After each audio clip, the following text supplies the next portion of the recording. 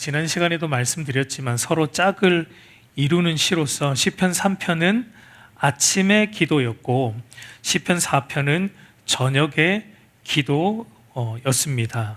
그 이유는 우리가 3편을 보면 5절에서 내가 누워 자고 깨었으니, 그러니까 자고 일어난 아침에 드리는 아침의 기도시이고, 4편은 8절을 보면은 내가 평안히 눕고 자기도 하리니 라는 이 표현을 보면 이제 누워 자기 전에 저녁에 드리는 저녁의 기도시인 것을 우리가 보게 됩니다. 여러분, 그렇게 볼 때 시편 4편의 배경도 시편 3편의 배경의 연속선상에 있다라는 것으로 우리가 좀 생각해 볼 수 있을 것 같아요. 물론 시편 4편의 정확한 배경은 나오지 않기 때문에, 표제에 시편 4편의 정확한 배경에 대한 설명이 없기 때문에, 단지 다윗의 시라는 표시만 있기 때문에 우리가 정확한 배경은 알지 못하지만 시편 3편과 4편이 서로 짝을 이룬다는 점을 생각해 보면, 시편 3편에서 다윗이 겪은 그 절망과 고난의 상황의 이 연속 속에서 하루가 지나고 저녁이 된 때에 하나님께 다윗이 올려드리는 기도라고 우리가 생각해 볼 수 있을 것 같아요. 여러분, 시편 3편에서 보았지만 다윗이 처했던 상황이 어떠했습니까? 그러니까 왕으로서 다윗은 압살롬의 모반으로 인해 왕의 자리에서 쫓겨났죠. 도망가야 되는 비참한 신세였습니다. 그리고 아버지로서의 다윗을 생각해 보면 사랑하는 아들, 가장 사랑했던 아들에게 버림을 당했어요. 마음이 찢어질 것 같은 너무나 가슴 아픈 상황입니다. 그리고 하나님을 경외하는 한 사람의 믿음의 한 사람으로서 다윗은 주변의 모든 사람들이 다윗을 비방합니다. 너가 이런 고난을 당한 거 보니까 너가 하나님의 구원을 받지 못했다, 하나님의 사랑을 받지 못한 자다라는 비방을 받고 있기 때문에 믿음이 흔들릴 것 같은 그런 절망과 같은 상황에 다윗이 놓여 있었다라는 것을 우리가 보았어요. 그럼에도 우리가 3편에서 보았지만 다윗은 어떻게 했습니까? 철저하게 하나님만 붙잡았어요. 하나님만 의지했고, 그래서 아침에 이렇게 기도하며 그 하루를 시작을 했는데, 오늘 하루 천만인이 나를 애워싸 진친다 할지라도 나는 조금도 두려워하지 않겠습니다.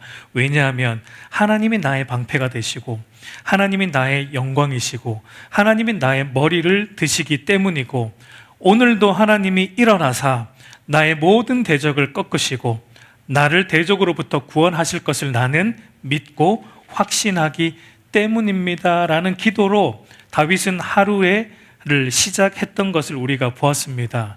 여러분, 그리고 이제 하루가 지났어요. 저녁이 되었습니다. 여러분, 이 하루 동안 다윗이 그렇게 기도로 시작한 이 하루 동안, 하루 온종일 지나는 동안 다윗의 삶의 정황은 여러분 어떤 변화가 있었습니까? 1절을 보면 알 수 있지만 다윗이 처한 삶의 정황은 여전히 어떻습니까? 곤란 중입니다. 그러니까 다윗은 아침에 대적들의 공격과 비난으로부터 하나님 저를 건져 주십시오라고 기도하면서 시작을 했어요. 근데 그날 저녁이 되어서 돌아보니까 자기가 지금 처해 있는 상황은 조금도 변하지 않았습니다. 대적들이 하나도 사라지지 않았고 그들의 비방이 조금도 사그라들지 않고 있는 곤란 중에 다윗은 자기가 처해 있다라는 것을 그 밤 저녁에도 보고 있는 겁니다. 여러분, 그러니까 여기서 우리가 생각해 볼 수 있는 것은 우리가 기도한 것이 즉각적으로 응답되지 않을 수 있다라는 것입니다. 여러분, 어떤 경우는 우리가 기도하자마자 하나님이 즉각적으로 응답해 주시는 때가 있습니다. 어떤 때이죠? 초신자일 때. 여러분, 초신자 때는 하나님이 간혹 그렇게 응답을 즉각적으로 해주십니다. 그러나 여러분, 대부분의 때는, 우리의 신앙의 연조가 더해 갈수록 대부분의 시간들은 하나님이 거의 즉각적으로, 물론 그럴 때도 있지만 거의 그렇게 응답하지 않습니다. 사실 대부분의 경우는 어때요? 하나님이 잘 오랜 기간을 두시고 응답을 하시죠. 왜냐하면 여러분, 기도의 목적이 단순히 응답에 있지 않고 기도하는 그 사람이 하나님만 의존하는 사람으로 변화되는데 기도의 목적이 있기 때문에 그렇습니다. 여러분, 우리가 기도할 때 범하는 오류가 뭐냐면, 우리는 기도할 때 이미 내가 무엇을 정하죠? 기도의 때도 내가 정하고, 응답의 때도 내가 정하고, 응답의 방법도 내가 정하고, 응답의 내용도 이미 내가 다 정해놓고, 그리고 하나님 앞에 나아가서 통보하듯이 우리는 기도합니다. 여러분, 기도는 우리보다 우리를 더 잘 아시는, 우리를 지으신 하나님의 뜻에 나의 뜻을, 나의 연약한 뜻을 맞추는 시간인데, 우리는 기도를 그렇게 안 해요. 이미 모든 걸 내가 정해놓고 하나님께 통보합니다. 하나님, 이쪽으로 와보세요. 저에게 이런 문제가 있습니다. 제가 갖고 있는 이 문제에 대해 하나님, 대략적으로 이 정도 시점에 이러한 방법으로 이렇게 응답해 주셨으면 참 좋겠습니다. 알아들으셨죠, 하나님? 받아 적으셨죠? 그러면 저는 하나님만 믿고 이제 그만 일어나겠습니다. 여러분, 우리의 많은 경우 기도를 그런 식으로 우리가 할 때가 많아요. 여러분, 그것은 기도가 아니죠. 이것은 기도라는 종교적 수단을 사용해서 하나님을 협박하는 것과 같습니다. 여러분, 진정한 기도는 문제 해결에 초점이 있지 않습니다. 그 문제를 통해 나의 믿음과 신앙을 다루시는 하나님을 만나는 시간이 기도의 시간이다라는 겁니다. 그래서 여러분, 그 사람이 기도하는 과정 속에서 하나님만 의존하는 믿음과 신앙으로 변화가 되면, 그때부터 여러분 신기하게도 그 사람은 자기를 골치 아프게 만들던 그 문제가 더 이상 골치 아픈 문제로 여겨지지 않는 기이한 일이 자기 안에 일어나는 것을 경험하게 됩니다. 여러분, 사실 우리가 이제 시편을 앞으로 쭉 보겠지만 시편의 대부분의 시들이 그와 같아요. 여러분, 시편의 대부분의 시편을 보면 항상 시작할 때는 무엇으로 시작하냐면, 하나님, 저에게 이런 문제가 있습니다. 대적이 이렇게 많습니다. 하나님, 들어주십시오. 응답해 주십시오라는 탄식의 기도. 그러니까 하나님 앞에 자기의 문제를 가지고 탄식하는 것으로 대부분의 시편이 시작이 돼요. 근데 여러분, 재밌게도 끝날 때는 어떻게 끝납니까? 대부분의 시들을 보면 끝날 때도 한결같이 어떻게 끝나냐면, 하나님으로 인해 내가 기뻐합니다. 하나님 안에서 평안합니다. 감사합니다. 라는 감사의 내용으로 모든 시는 아니겠지만 대부분의 시들이 그렇게 끝나는 것을 보게 됩니다. 여러분, 그러면 이 시편의 저자들이 시를 쓰고 있는 가운데 자기의 그 탄식하던 문제가 그 시를 쓰고 있는 중간에 해결이 됐나요? 해결이 되었기 때문에 시의 끝에서 하나님 감사합니다라는 고백을 하고 있는 것일까요? 그렇지 않죠. 시를 쓰고 있는 그 가운데 문제는 여전히 그대로 남아 있어요. 근데 왜 그들은 하나님으로 인해 기뻐합니다? 처음엔 탄식했는데 마지막에는 왜 기뻐한다라는 고백으로 다 끝나고 있을까요? 뭐가 변화된 겁니까? 상황이 변화가 안 된 거라면 뭐가 변화된 거예요? 그 사람이 변화가 된 겁니다. 그 저자가 기도하는 가운데, 시를 쓰는 가운데, 기도하는 가운데 그 저자가 변화된 거예요. 그 사람이 변화된 겁니다. 상황이 변화된 게 아니라 그 사람이 하나님을 보기 시작한 겁니다. 하나님이 이 문제를 주관하고 계시다. 하나님이 이 문제를 합력하여 선을 이루신다라는 그 믿음과 확신이 저자 안에 가득했기 때문에, 그래서 끝날 때는 상황은 변하지 않았지만 하나님 때문에 기뻐합니다. 평안합니다. 감사합니다라고 끝나고 있는 것을 우리가 보게 됩니다. 여러분, 이것이 바로 우리가 기도를 통해 얻는 신앙의 유익이에요. 그래서 여러분, 우리가 기도의 응답이 더디게 이루어질지라도 낙심하지 말고 우리는 끊임없이 하나님 앞에 기도해야 됩니다. 그렇게 기도할 때 하나님이 우리 안에 두 가지 일을 행하시는데 순서가 있습니다. 먼저는 우리가 하나님만 의존하는 사람으로 변화되게 하심으로 우리를 변화시키세요. 기도를 통해 우리를 변화시키심으로 우리의 문제보다 크신 하나님으로 인해 문제 속에서도 기뻐하고 평안과 안식을 누리게 먼저 우리를 그렇게 변화시키시고, 그 다음에 무엇을 변화시키시냐면 우리의 상황, 우리가 곤란 중에 있는 그 상황을 하나님이 하나님의 방법으로 변화시키시는 일을 한다라는 것을 보게 됩니다. 여러분, 오늘 읽은 이 시편 4편은 이제 앞의 일, 하나님이 먼저 행하시는 일, 그러니까 하나님을 의존하는 우리 안의 내면의 변화를 통해 문제 속에서도 평안과 안식을 누리게 하시는 그 일을 하는 것을 우리는 이 시편 4편을 통해 보게 됩니다. 우리 1절을 한번 보면은 내 의의 하나님이여 내가 부를 때 응답하소서 곤란 중에 나를 너그럽게 하셨사오니 내게 은혜를 베푸사 나의 기도를 들으소서라고 다윗이 이 저녁의 기도를 이렇게 시작하고 있습니다. 여러분, 우리 한글 성경은 내 의의 하나님이여 라고 시작을 했지만 이 원문 성경이나 영어 성경을 보면 내가 부를 때 응답하소서라는 말이 원래 먼저 나오고 있어요. 내가 부를 때 응답하소서 내 의의 하나님이여 이렇게 시작합니다. 그러니까 내가 부를 때 응답하소서라는 말로 기도를 시작한다는 것은 다윗의 상황이 어떻다는 겁니까? 시급하다라는 거예요. 하나님, 내가 부르짖으니까 하나님 나를 제발 응답해 주십시오라고 뭔가 자기의 상황이 시급한 것을 하나님께 아뢰고 있는, 그렇게 시작하고 있는 것을 보게 됩니다. 다윗은 곤란한 상황이 구체적으로 어떤 것인지는 우리가 알 수는 없지만 어쨌든 너무나 시급하기 때문에 하나님 앞에 부르짖고 응답해 달라는 기도로 운을 띄웁니다. 근데 그러한 때에 다윗이 이런 곤란의 때에 다윗이 어떻게 하고 있는가? 여러분, 다윗은 이런 곤란의 때에 어떻게 하고 있냐면 우리가 보았지만 하나님 앞에 나아가서 부르짖고 있다라는 점을 우리는 생각해야 돼요. 여러분, 보통 사람이 이렇게 곤란의 상황에 처하게 되면은 보통은 뭘 먼저 찾죠? 사람을 찾죠. 나를 이 힘든 상황에 처한 나를 위로해 줄 수 있는 사람을 찾거나 이 문제를 해결해 줄 수 있는 힘이 있는 그런 사람을 찾기 마련인데 다윗은 사람을 찾지 않고 시급하지만 하나님 앞에 나아가 엎드려 기도하면서 하나님의 도우심과 위로하심을 구하고 있다라는 것을 보게 됩니다.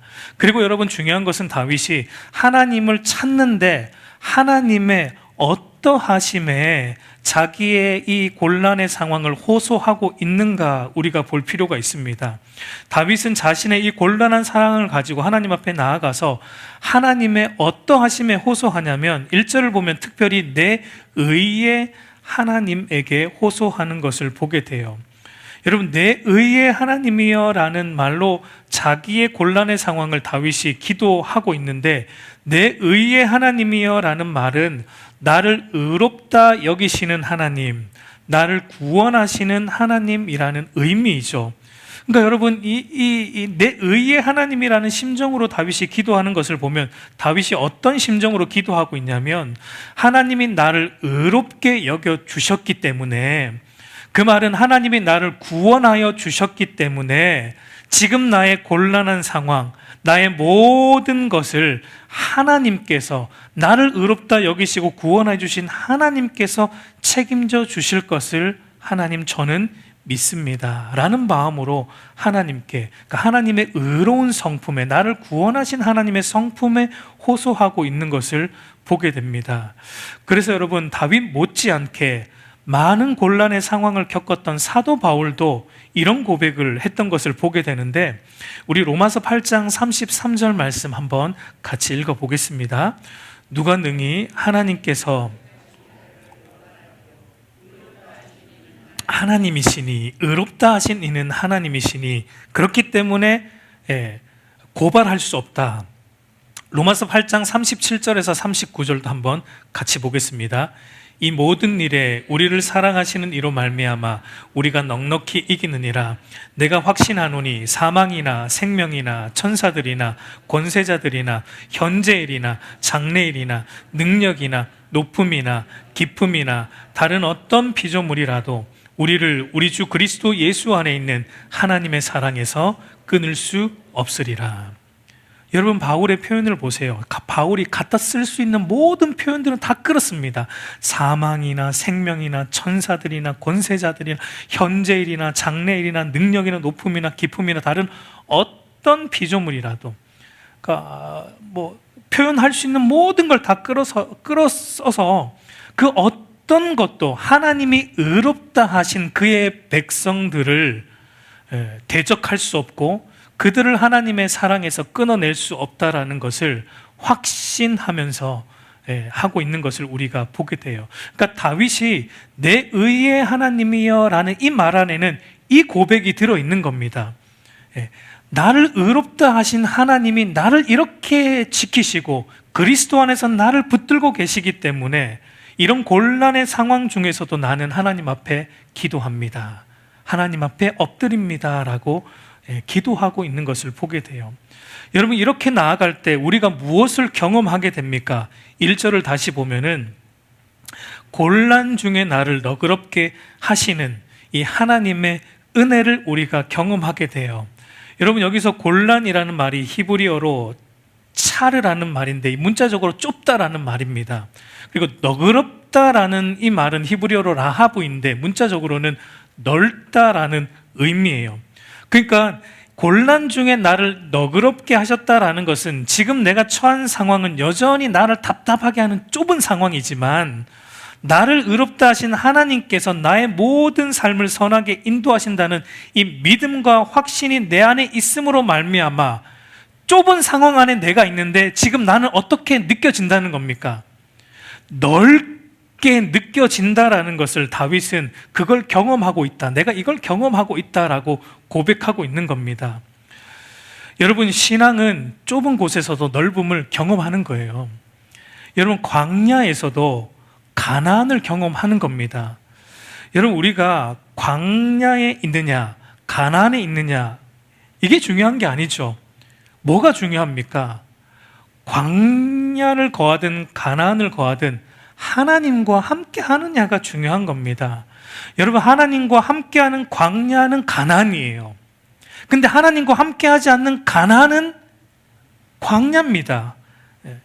여러분, 하나님과 함께하는 모든 곳은 다 넓은 곳이에요. 왜 그렇습니까? 하나님이 무한하신 분이기 때문에 그렇습니다. 하나님이 온 우주의 만물의 주인이시기 때문에 하나님과 함께하면 단칸방에 있어도 여러분 궁궐이 되는 거예요. 여러분, 하나님께 먼저 나아가 기도함으로 이 하나님이 넓히시는 은혜를 입은 다윗이 이제는 여러분 시선을 돌려서 사람들에게 시선을 돌리고 있는 것을 이제 2절 후반절부터 보게 되는데 2절부터 보게 되는데 다윗은 이제 시선을 사람들에게 돌려서 사람들에게 신앙적인 권면을 하기 시작합니다. 여러분, 이것은 한편으로는 다윗을 대적하는 자들에게 주는 신앙적인 권면이기도 하고 또 다르게 보면 다윗 자신에게 주는 신앙적 권면이라고도 볼 수 있어요. 여러분, 이것을 우리 자신에게도 적용할 수 있습니다. 그러니까 한편으로 우리도 하나님을 대적하는 세상 사람들에게 주어야 하는 이런 권면들이 있다라는 것을 여기서 보게 되고요. 다른 한편으로는 우리가 스스로 우리 자신에게 어떤 권면을 해야 되는가를 오늘 이 시편 4편을 통해 보게 됩니다. 그것이 무엇인지 살펴보면 첫 번째는 참된 소망은 구원의 하나님께 있다라는 것을 말해야 됩니다. 2절과 3절을 보면은 인생들아 어느 때까지 나의 영광을 바꾸어 욕되게 하며 헛된 일을 좋아하고 거짓을 구하려는가? 여호와께서 자기를 위하여 경건한 자를 택하신 줄을 너희가 알지어다. 내가 그를 부를 때 여호와께서 들으시리로다. 여러분, 구원받지 못한 이 모든 인생들이 하는 일들은 결국은 하나님의 영광을 욕되게 하는 헛된 일, 거짓된 일인 것을 여러분 우리가 보게 되죠. 물론 여러분, 어떤 사람들은 세상적 가치로 볼 때 굉장히 선하고 고귀한 일들을 많이 합니다. 그러나 여러분, 그 일들이 만물의 창조주의자 주권자이신 하나님에 대한 알미 없고 하나님을 인정함이 없다면 결국 여러분 그 모든 인간적으로 볼 때 고귀하고 선한 일들도 하나님 앞에 가져가면 뭐가 됩니까? 하나님을 욕되게 하는 일이 될 수밖에 없고 하나님을 거스르는 헛되고 거짓된 일이 될 수밖에 없다라는 것입니다. 여러분, 세상 사람들은 스스로 속고 있어요.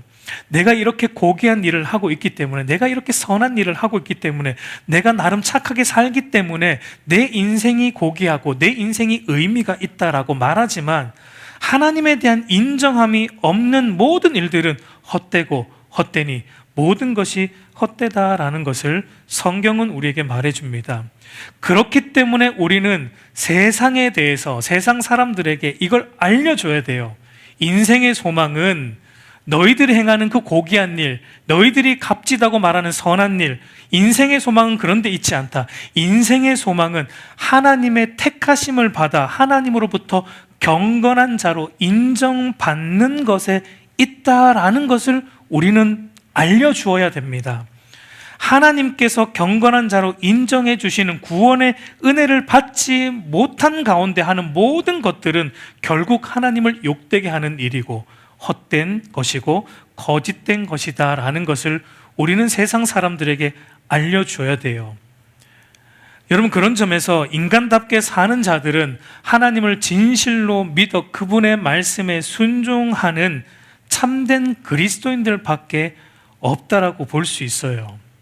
왜냐하면 여러분, 하나님을 경외함으로 그의 말씀에 순종하는 것이 인간의 참된 본분이라고 전도서 기자가 그렇게 우리에게 말해주고 있기 때문이죠. 전도서 12장 13절을 보면 하나님을 경외하고 그의 명령들을 지킬지어다. 이것이 모든 사람의 본분이다. 인간됨이 무엇인가?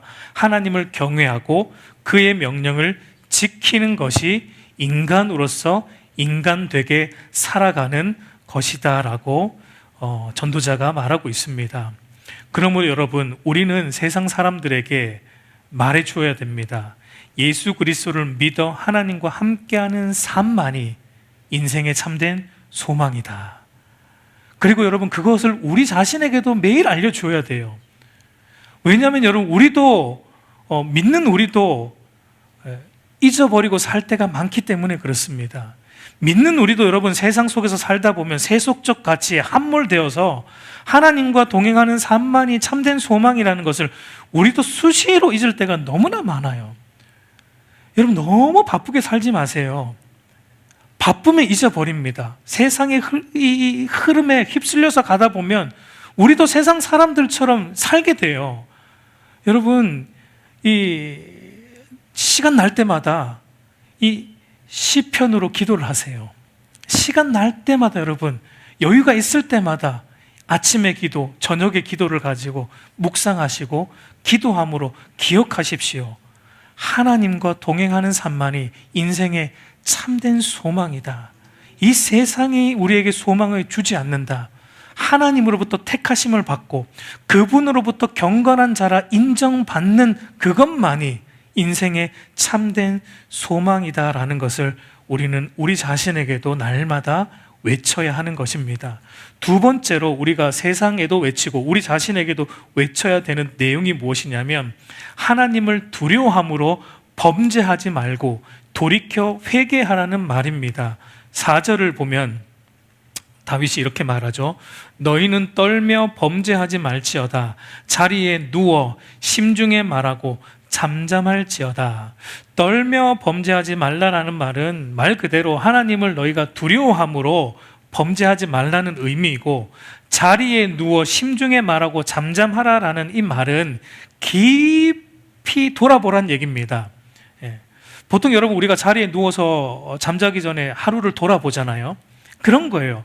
깊이 오늘 하루 내 삶에 대해 돌아보고 반성하고 돌이켜 하나님 없이 살아왔던 삶에 대해 회개하라라는 의미입니다. 여러분, 이 세상은 어떻습니까? 이 세상은 하나님을 조금도 두려워하지 않습니다.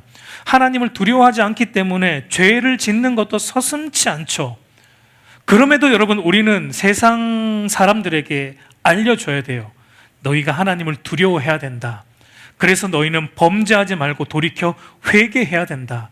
왜냐하면 하나님이 너희의 모든 행위에 대해 심판하시는 재판관이시기 때문이다라는 것을 우리는 알려줘야 됩니다.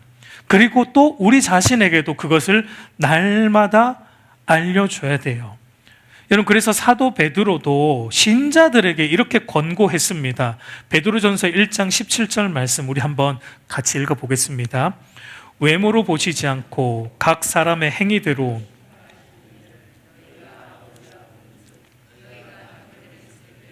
두려움으로 지내라. 여러분, 오늘날 교회와 성도들의 삶이 도덕적으로 무너진 이유가 어디에 있습니까? 많은 이유가 있겠지만 가장 큰 이유는 여기에 있어요. 하나님을 두려워하지 않기 때문입니다. 우리가 말하는 코람데오, 하나님의 면전 앞에서 신앙은 말로는 하는데 우리의 삶을 돌아보면 하나님 면전 앞에서 사는 것처럼 살진 않습니다. 왜냐하면 하나님을 두려워하지, 진정으로 두려워하지 않기 때문에 그렇습니다.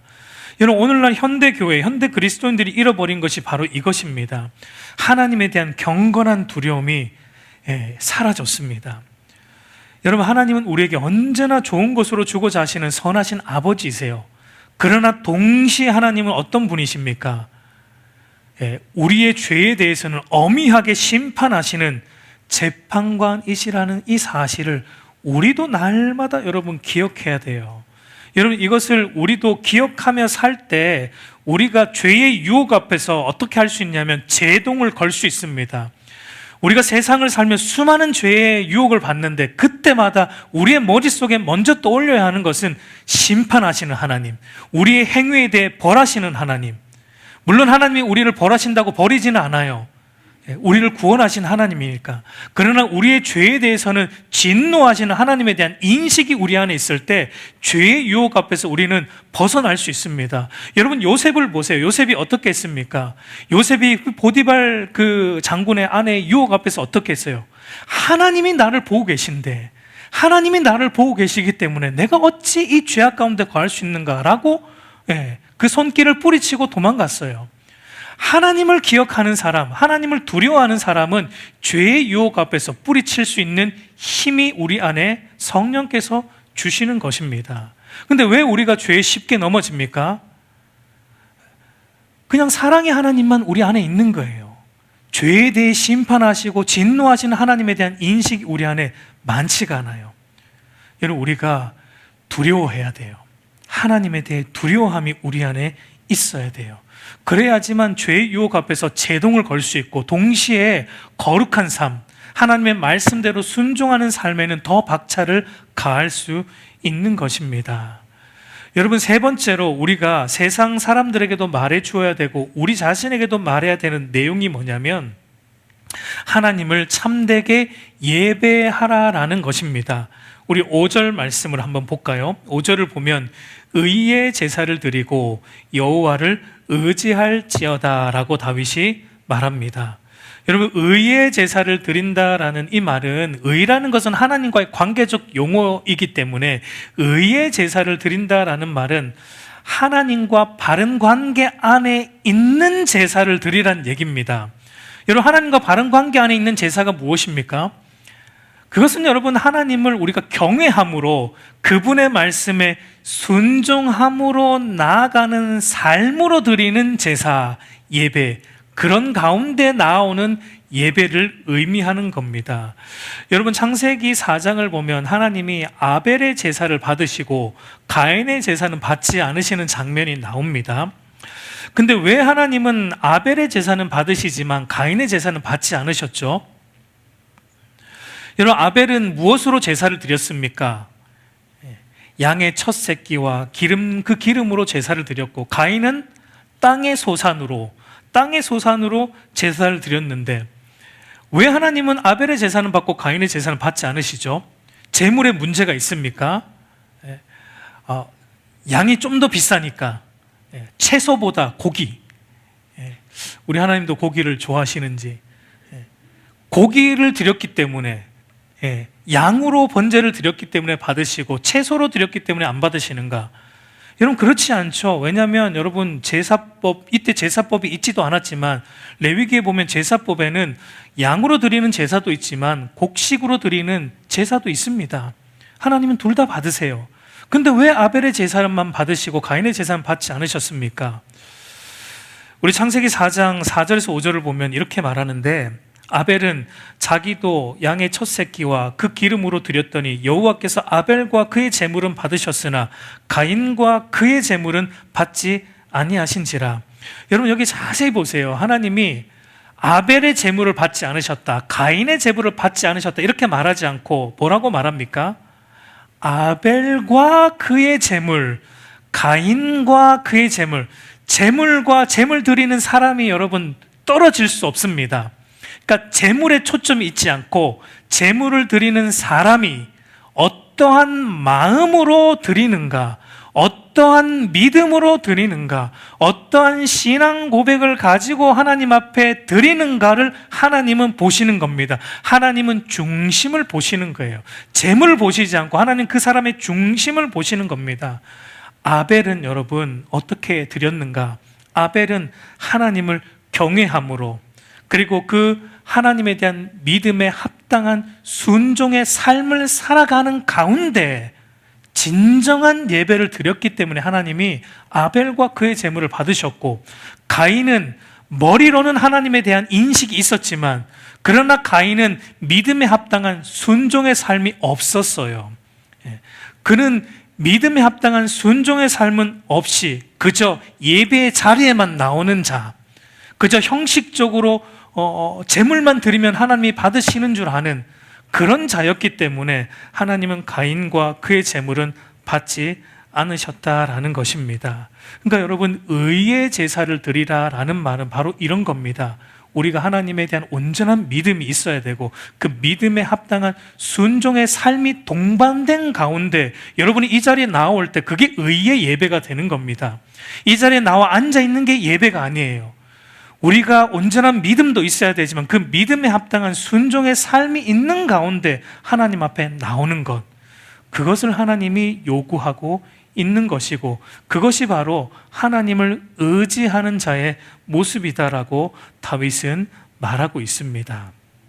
여러분, 우리가 그것을 세상 사람들에게도 말해야 되고 우리 자신에게도 그것을 늘 기억하도록 하게 만들어야 돼요. 왜냐하면 우리가 여러분 예배 나올 때 어떻게 나옵니까? 우리도 수시로 여러분 잊어버립니다. 그리고 형식적으로 우리도 나올 때가 많기 때문에 그래요. 그냥 예배 시간 되었으니까 또 형식적으로 나올 때가 우리 안에 너무나 많기 때문에 우리가 이 사실을 우리 스스로에게 너는 의의 제사를 드려라, 의의 제사를 드려라, 그것이 하나님을 진정으로 의지하는 것이다라고 우리 스스로에게 날마다 외쳐야 됩니다. 여러분, 그런데 우리가 우리 스스로에 그렇게 외치는 건 그렇지만 세상 사람들에게 이 모든 신앙의 권고, 하나님만이 소망이다, 하나님을 두려워함으로 범죄하지 않아야 되고 돌이켜 너희가 회개해야 된다, 하나님을 경외함으로 그분의 말씀에 순종하는 진실된 예배를 너희가 드려야 된다, 그것만이 너희가 사는 길이다라고 세상 사람들에게 우리가 이 신앙의 권고를 하면 세상은 어떻게 반응합니까? 물론 여러분, 하나님의 은혜를 입은 자들은 긍정적으로 반응을 할 겁니다. 그리고 하나님 앞에 나올 거예요. 그러나 대부분의 사람들은 이렇게 반응합니다. 6절 서두를 보세요. 이렇게 말하죠. 세상 사람들이, 여러 사람들이, 이 세상 사람들입니다. 여러 사람들이, 사람의 말이 우리에게 선을 보일 자 누구뇨 하오니 라고 반응하는 것을 보게 됩니다. 여기서 선이라는 것은 좋은 것, 유익한 것을 의미하는데, 그러니까 세상 사람들이 말씀을 들었습니다. 복음을 들었습니다. 근데 그 말씀을 듣고 무슨 말을 하냐면, 그 복음이 우리에게 좋은 것인가? 그것이 우리에게 득이 되는 것인가? 하나님을 믿는 것이, 하나님을 두려워하는 것이, 두려워함으로 하나님을 섬기는 것이 우리를 잘 먹게 해주고 잘 살게 해주기는 한 것인가? 라는 식으로 비꼬듯이 세상은 반응한다라는 겁니다. 여러분, 예나 지금이나 조금도 다르지 않죠? 이것은 여러분 다윗 시대의 반응이에요. 다윗 시대에도 그런 말을 했고 오늘날도 많은 이들이 그렇게 말합니다. 믿음이 밥 먹여주냐? 하나님을 믿는 것이 나를 부자로 만들어주기나 하냐? 하나님을 믿느니 차라리 내 돈을 믿겠다. 돈이 나에게 가장 좋은 것이고 가장 선한 것이고 물질적인 풍요함이 나를 가장 행복하게 해주는 것이 아니냐라고 세상 사람들은 그렇게 반응합니다. 이런 어떤 리서치 조사가 있었어요. 전 세계인들을 대상으로 우리를 가장 행복하게 해주는 것이 무엇인가, 우리를 가장 기쁘게 해주는 것이 무엇인가라는 그 조사에 여러분 유일하게 한국만이 어떤 답이 나왔을까요? 다른 나라들은요 조금 다른 것들이에요. 유일하게 우리 한국 사람들만 독보적으로 1위에 나온 답이 뭐냐면 물질적인 풍요가 우리를 행복하게 해준다. 물질적인 풍요가 우리의 삶을 윤택하게 해준다. 우리의 삶의 질을 높여주는 건 물질적인 풍요이다. 한국 사람들만. 대단한 사람들이죠, 여러분. 다른 모든 나라는 그래도 조금 더 가치 있는 것들에 사람들과의 뭐 관계라든지 사랑이라든지 이런 것들인데 우리 한국 사람들만 물질적인 것, 돈이 우리의 삶을 가장 우리 삶에 좋은 것이다라는 그런 대답을 나왔어요. 정말 놀랄 노자이죠. 과연 그럴까요? 오늘 다윗이 뭐라고 말합니까? 6절 후반절에서 7절을 우리 한번 같이 읽어보겠습니다. 여호와여, 주의 얼굴을 들어 우리에게 비추소서. 주께서 내 마음에 두신 기쁨은 그들의 곡식과 새 포도주가 풍성할 때보다 더하나이다 라고 말합니다. 여러분, 다윗이 말합니다. 세상 사람들이 말합니다. 가장 좋은 것, 그 믿음이 뭐가 좋은가? 우리에게 좋은 것은 물질적인 풍요이다. 다윗은 이렇게 말합니다. 아니다. 가장 좋은 것은 하나님께서 당신의 얼굴을 우리에게 비추어 주시는 것이다 라고 다윗은 고백하고 있는 겁니다. 여러분, 하나님이 당신의 얼굴을 우리에게 비추어 주신다라는 이 표현은 무엇이죠? 여러분, 이 표현이 구약에 어디에서 나왔죠? 민수기에 나옵니다. 아론과 그의 아들, 그러니까 제사장들이 이스라엘 백성들을 축복할 때 했던 축복 기도의 내용 중에 하나예요. 우리 민수기 6장 24절에서 26절을 보면 여호와는 내게 복을 주시고 너를 지키시기를 원하며 여호와는 그의 얼굴을 내게 비추사 은혜 베푸시기를 원하며 여호와는 그 얼굴을 내게로 향하여 드사 평강 주시기를 원하노라. 제사장들이 백성들을 축복할 때 했던 축복 문구입니다. 여러분, 하나님이 나에게 얼굴을 비추어 주신다라는 말이 어떤 의미일까요? 어떤 영어 성경에는 이 말을 하나님이 나를 향해 웃으신다, 그러니까 얼굴을 비추신다라는 것은 하나님이 나를 보며 웃으신다라고 이렇게 번역을 해놓은 것을 보았습니다. 여러분, 이것은 마치 아버지가 사랑하는 자녀와 함께 교제할 때 아버지 얼굴의 표정이 어떻습니까? 사랑하는 아들과 자녀들과 교제할 때 그 아버지의 얼굴의 표정이 어때요? 인상 씁니까? 웃잖아요. 기뻐하잖아요. 그 아들과 함께 하는 그 시간이 기뻐서 아버지 얼굴에 기쁨이 가득하고 웃음이 가득한 것, 마치 여러분 그런 의미입니다. 하나님이 당신의 얼굴을 우리에게 비추어 주신다라는 것은 당신의 자녀 삼은 우리를 하나님이 보시며 기뻐하고 계신 것, 기뻐하고 계신 것. 여러분, 스바냐서를 보면 이런 말이 나오는데, 그가 너로 말미암아 기쁨을 이기지 못하시며 너를 잠잠히 사랑하시며 너로 말미암아 즐거이 부르며 기뻐하시리라 라는 이 표현이 마치 하나님의 얼굴을 우리를 향하여 비추시는 그 의미와 같다라고 볼 수 있습니다. 그러면 여러분, 우리는 한번 생각해 봐야 돼요. 과연 우리는 하나님이 우리를 보실 때 하나님의 얼굴에 웃음과 기쁨을 지어줄 만한 일을 한 적이 있는가? 여러분, 있습니까? 내가 그래도 하나님의 얼굴에 그래도 한박 웃음을 지어줄 만한 어떠한 일을 한 게 그래도 찾아보면 있을 것 같은데요. 과연 있을까? 여러분, 저는 아니라고 생각을 해요. 우리는 사실 하나님의 얼굴에 오히려 근심을 안겨주는 죄를 지었던 죄인들 아닙니까? 그런데 왜 하나님은 우리를 향해 그렇게 웃으십니까? 우리를 향해 왜 얼굴을 비추어 주십니까? 그 영광의 얼굴, 거룩의 얼굴을 왜 죄인인 우리를 향해 비추어 주십니까?